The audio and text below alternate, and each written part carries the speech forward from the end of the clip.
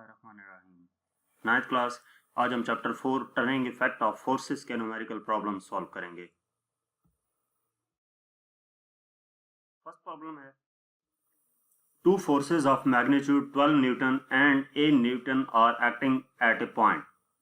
दो फोर्सेस हैं जिनका मैग्नीट्यूड 12 न्यूटन और 8 न्यूटन है और वे एक पॉइंट पे एक्ट कर रही हैं। If the angle between the two forces is 60 degree, अगर हम दो फोर्सेस के दरमियान एंगल 60 डिग्री हो, use a suitable scale and head to tail rule to determine the magnitude and direction of the resultant force।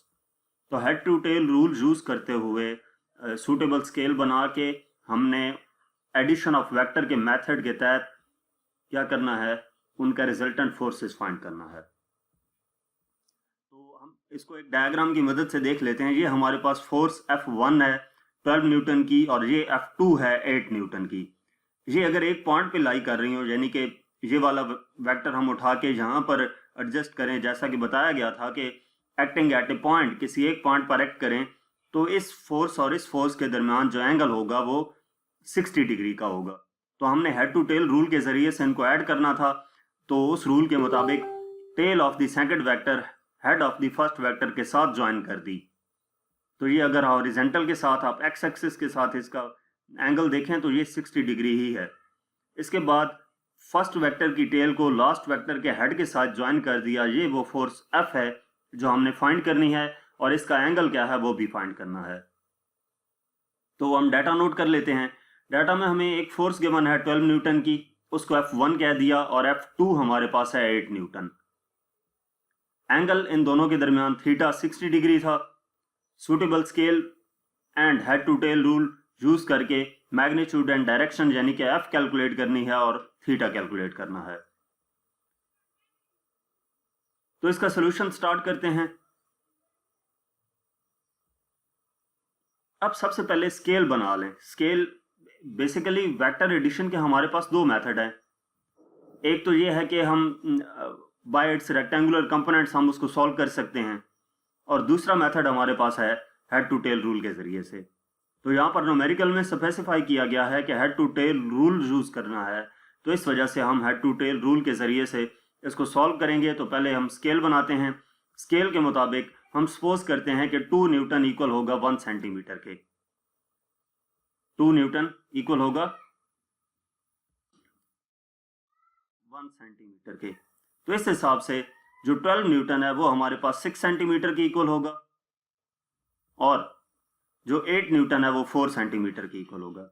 ये आपने यहाँ पे थोड़ी सी मिस्टेक हुई है, ये ठीक कर लेनी है। ये हमारे पास 12 न्यूटन इक्वल टू 6 सेंटीमीटर आएगा और ये जो 8 न्यूटन 4 सेंटीमीटर है, तो यहाँ पर 4 सेंटीमीटर आएगा। तो जब हम इस वेक्टर को F1 को कितना 6 सेंटीमीटर ड्रॉ करते हैं और जो F2 है वो हम 4 सेंटीमीटर स्केल की मदद से ड्रॉ करते हैं, तो ए पॉइंट से बी पॉइंट तक जो रिजल्टेंट फोर्स F है, जब हम इसको स्केल की मदद से फाइंड करेंगे तो ये हमारे पास 8.7 सेंटीमीटर आएगी। 8.7 सेंटीमीटर। अब स्केल हमारे पास क्या था, 2 न्यूटन 1 सेंटीमीटर की इक्वल था। तो इस सेंटीमीटर को दोबारा न्यूटन में कन्वर्ट करेंगे तो 2 से मल्टीप्लाई कर देंगे, यानी कि according to scale 8.7 centimetre equal to 8.7 into 2, तो ये 17.4 न्यूटन आ जाएगा।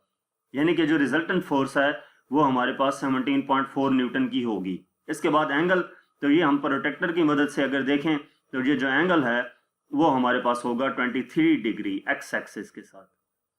ये 23 डिग्री एंगल आएगा।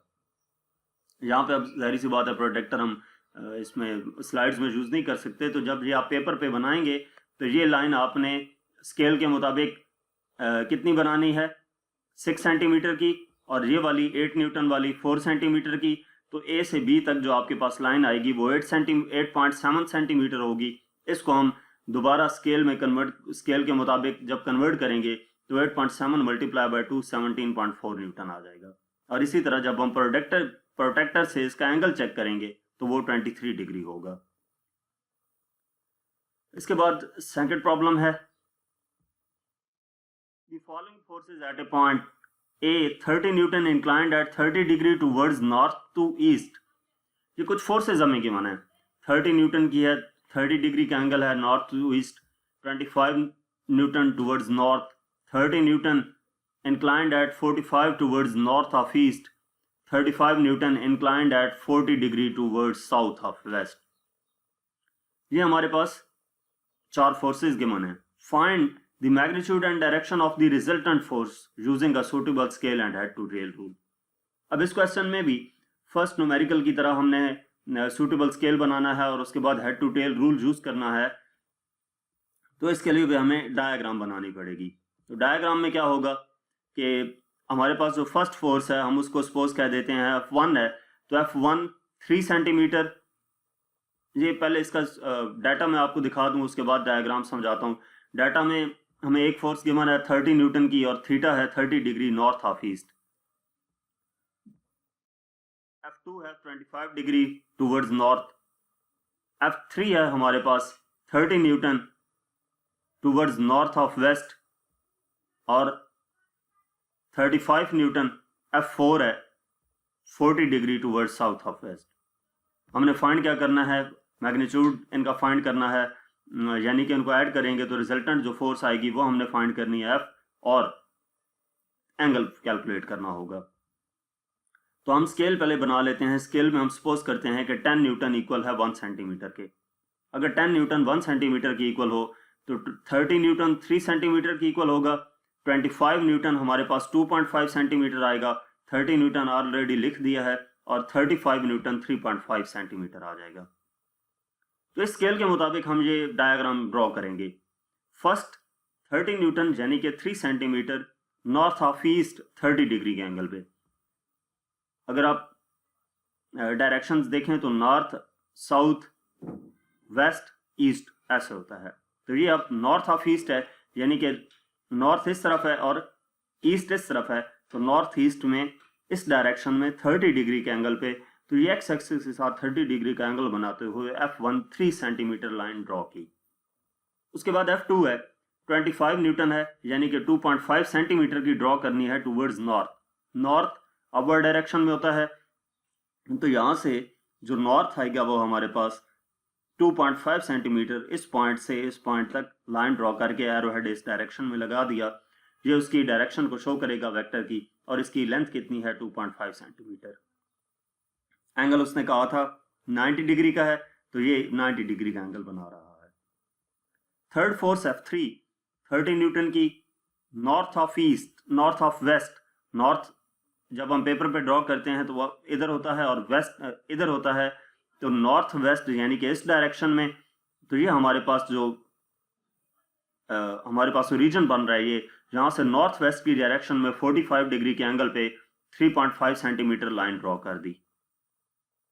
ये F3 जो है ये 3.5 सेंटीमीटर आएगी। नहीं F3 30 है, ठीक है। F3 30 है, तो ये हमारे पास F3 3 सेंटीमीटर की लाइन ही आएगी। 30 न्यूटन को जब हम स्केल के मुताबिक कन्वर्ट किया तो 3 सेंटीमीटर था, ये 3 सेंटीमीटर। F3 45 डिग्री के एंगल पे, और इसके बाद F4 है south of west, south and west, तो ये इस डायरेक्शन में आएगी। तो साउथ ऑफ वेस्ट 40 डिग्री के एंगल पे, तो ये 40 डिग्री के एंगल पे 35 थी, यानी कि 3.5 सेंटीमीटर की लाइन ड्रॉ कर दी। तो ये हमारे पास लास्ट वेक्टर था। चारों वेक्टर्स को हेड टू टेल रूल के मुताबिक ऐड किया। अब फर्स्ट वेक्टर की टेल को लास्ट वेक्टर के हेड के साथ ज्वाइन करके एरो हेड इस डायरेक्शन में बना दिया। ये रिजल्टेंट फोर्स है, और इस फोर्स को हमने फाइंड करना है और ये एंगल भी फाइंड करना है। तो जब हम ये सारी लाइन स्केल्स के मुताबिक बनाएंगे तो हम स्केल की मदद से यहाँ से लेकर यहाँ तक डिस्टेंस चेक करेंगे, तो वो हमारे पास आएगा OD जो लाइन आएगी, आप इसको नाम भी दे सकते हैं OABCD। तो OD जो लाइन आएगी वो 4.4 सेंटीमीटर होगी। इसको स्केल के मुताबिक कन्वर्ट कर लेंगे। स्केल में अगर 3 सेंटीमीटर 30 न्यूटन की इक्वल है, तो इसका मतलब ये है कि 4.4 सेंटीमीटर को हम मल्टीप्लाई कर देंगे 10 से, क्योंकि 1 सेंटीमीटर 10 न्यूटन की इक्वल था। तो 4.4 सेंटीमीटर को 10 से मल्टीप्लाई करेंगे तो 44 न्यूटन आ जाएगा। यानी कि ये फोर्स कितनी आएगी, इसका मैग्नीट्यूड क्या होगा 44 न्यूटन का। और एंगल कैलकुलेट करना है, तो थीटा ये हमारे पास प्रोटेक्टर की मदद से जब हम चेक करेंगे तो 27 डिग्री एंगल आएगा हमारे पास। और इसकी डायरेक्शन क्या है, ऊपर की तरफ नॉर्थ और इस तरफ वेस्ट, तो ये नॉर्थ वेस्ट ऑफ नॉर्थ है। इसके बाद नेक्स्ट प्रॉब्लम है problem number 3। A force of 100 Newton makes an angle of 60 degree with x axis. एक 100 न्यूटन की फोर्स एक्स एक्सिस के साथ 60 डिग्री का एंगल बना रही है। Resolve this force into rectangular components. इस फोर्स को रेक्टेंगुलर कंपोनेंट्स में रिजॉल्व करना है। तो डाटा में हमें एफ गिवन है 100 न्यूटन, इसके बाद एंगल थीटा गिवन है 60 डिग्री। रेक्टेंगुलर कंपोनेंट्स यानी कि एफ एक्स और एफ वाई हमने फाइंड करने हैं। तो इसका सोल्यूशन स्टार्ट करते हैं। एफ एक्स फाइंड करने के लिए फार्मूला यूज करेंगे F x equal to F cos theta. Horizontal component equal होता है एफ कॉस थीटा के। इसमें वैल्यूज पुट कर देंगे। एफ एक्स इक्वल आ जाएगा फोर्स 100 गिवन है, कॉस थीटा की वैल्यू 60 गिवन है। तो ये एफ एक्स इक्वल आ जाएगा 100 इंटू 0.5 यानी कि F x equal to 50 newton. इसके बाद हमारे पास नेक्स्ट है F Y equal to F sine theta. F Y find करने के लिए वर्टिकल कंपोनेंट तो एफ साइन थीटा का फॉर्मूला है, इसमें वैल्यूज पुट करेंगे। एफ वाई इक्वल आ जाएगा एफ की वैल्यू 100 है, साइन थीटा हमारे पास 60 है, तो ये एफ वाई इक्वल आ जाएगा 100 इंटू 0.866 यानी कि 86.6 न्यूटन। इसके बाद प्रॉब्लम नंबर 4 है।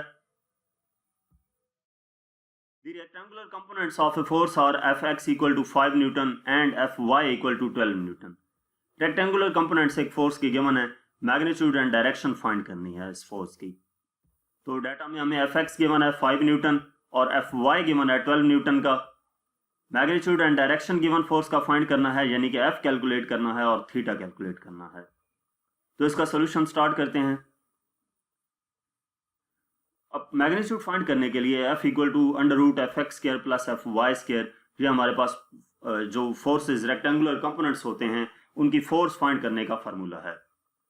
तो इसमें वैल्यूज पुट कर देंगे। F इक्वल आ जाएगा अंडर रूट एफ एक्स 5 का स्क्वायर प्लस एफ वाई 12 का स्क्वायर आ गया। तो F इक्वल आ जाएगा 25 प्लस 144 यानी कि F इक्वल टू इनका सम अप करेंगे तो 169 आ जाता है, जो फोर्स आ जाएगी 13 न्यूटन।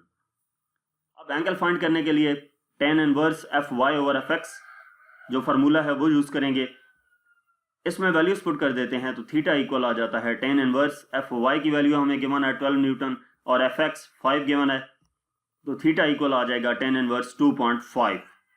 इसका tan इनवर्स लेंगे कैलकुलेटर की मदद से तो थीटा इक्वल आ जाएगा 67.4 डिग्री के।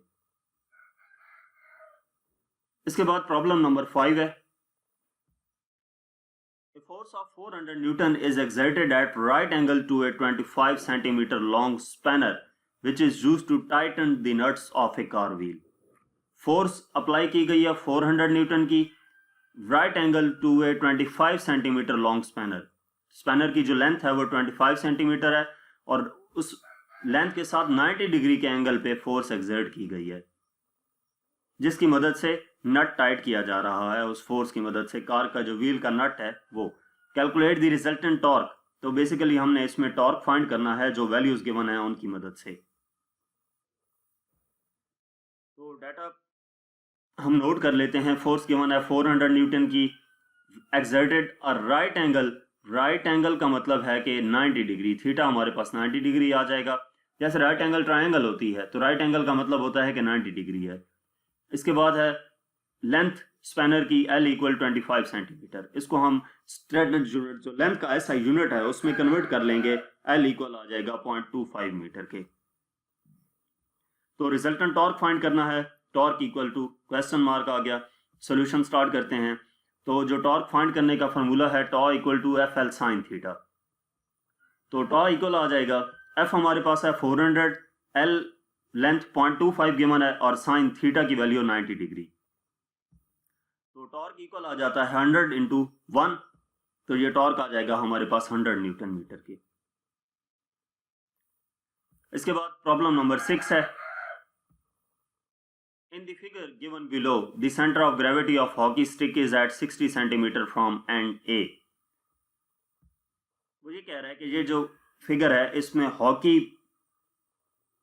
का पॉइंट ए से जो सेंटर ऑफ ग्रेविटी है वो 60 सेंटीमीटर के डिस्टेंस पे है।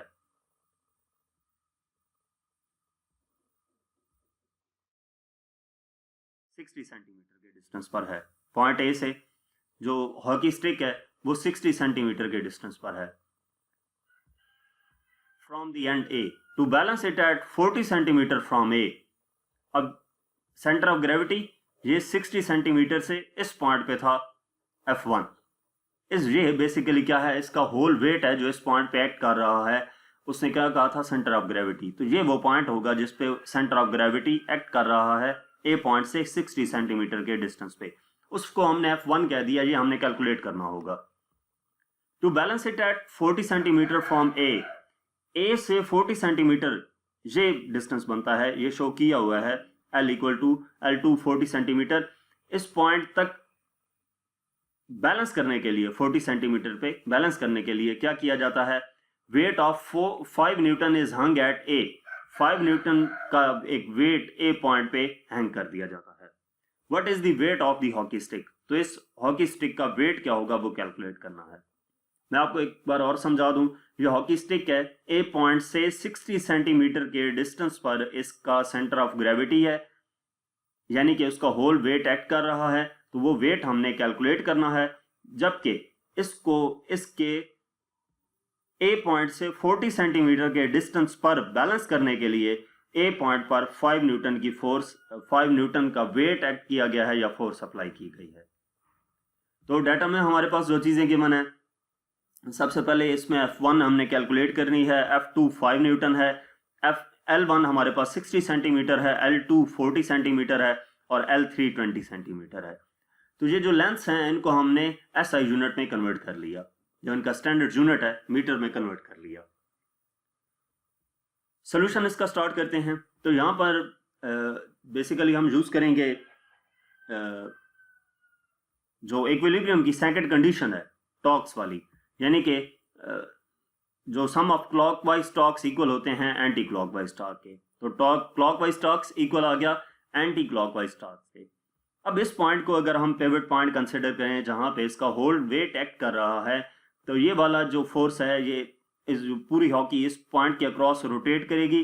तो इसका मतलब ये है कि ये जो हमारे पास फोर्स बनेगी ये क्लॉकवाइज बनेगी। तो इसको हम क्लॉकवाइज डायरेक्शन में लिखेंगे। कौन सा टॉर्क आएगा, टॉर्क ड्यू टू F2, और F2 का टॉर्क जो होगा वो किसके इक्वल होगा, फोर्स इनटू डिस्टेंस।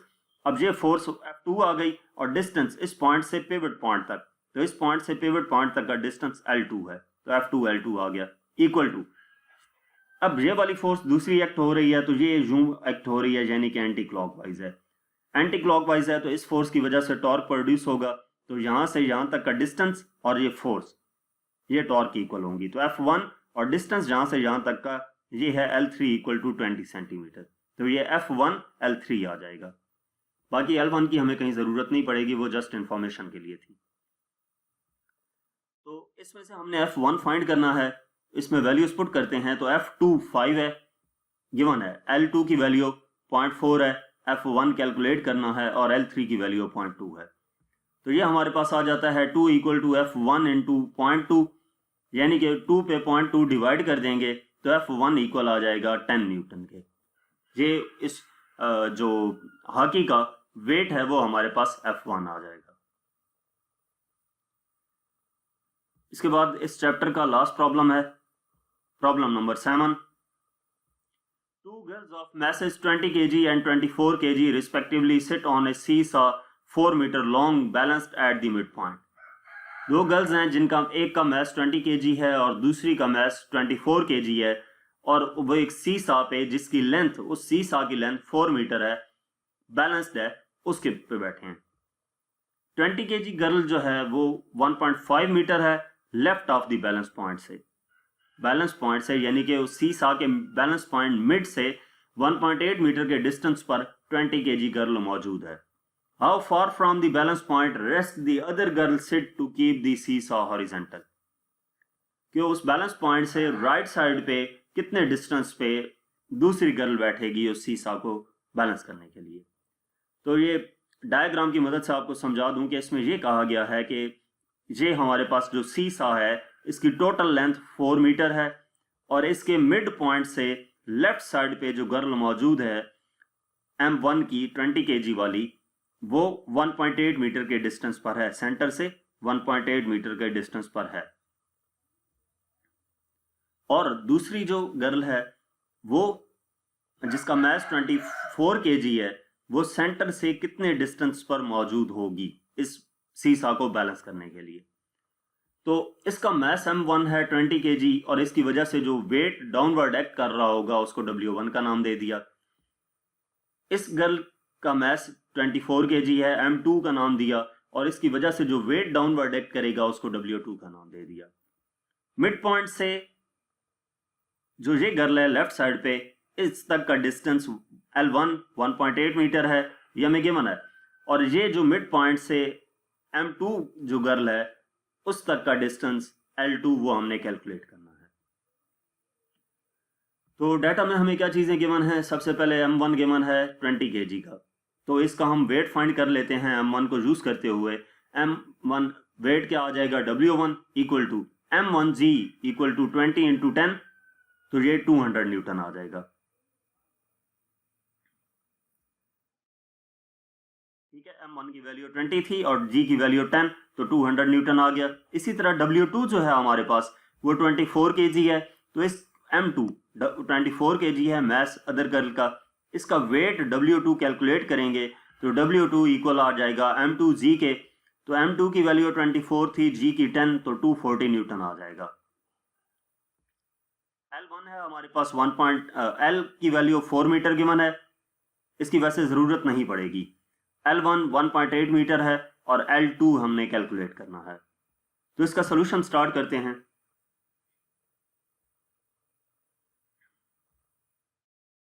अब यहाँ पर भी अगर आप देखें तो बेसिकली जो आपके सेकंड कंडीशन ऑफ इक्विलिब्रियम है वो अप्लाई होगी। एक फोर्स ये अप्लाई हो रही है और दूसरी ये अप्लाई हो रही है।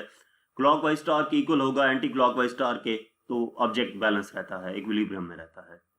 तो वो हम इस पे अप्लाई करते हैं। Apply second condition of equilibrium.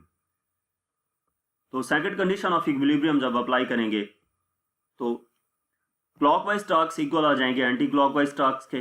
Clockwise कौन सा टॉर्क है, ये वाला।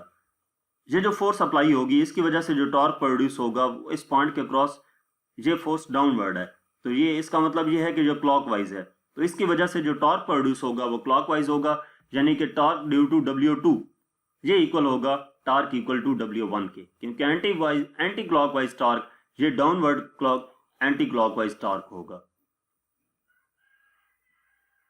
तो अब जो W2 की वजह से टॉर्क प्रोड्यूस होगा W1 W2 की वजह से W1 फोर्स मल्टीप्लाई बाय यहां से लेकर मिड पॉइंट तक का, पिवट पॉइंट तक का डिस्टेंस, तो ये टॉर्क किसकी इक्वल आ जाएगा, W2 इंटू लेंथ L2 है, इक्वल टू W1। इस फोर्स की वजह से जो टॉर्क प्रोड्यूस होगा वो फोर्स मल्टीप्लाई बाय लेंथ, तो ये फोर्स W1 आ गई और लेंथ यहां से पिवट पॉइंट तक L1 आ गई, W1 L1। तो L2 हमने कैलकुलेट करना है, W2 उधर जाकर डिवाइड होगा, तो वैल्यूज पुट करके इसको उधर जाकर डिवाइड कर देंगे। W2 हमारे पास है 240 न्यूटन, L2 W1 की वैल्यू 200 है, L1 1.8 ये भी हमें गिवन है। तो ये हमारे पास 240 L2 इक्वल आ जाएगा 360, ये 240 इधर जाकर डिवाइड हो जाएगा, तो L2 इक्वल आ जाएगा 1.5 मीटर के।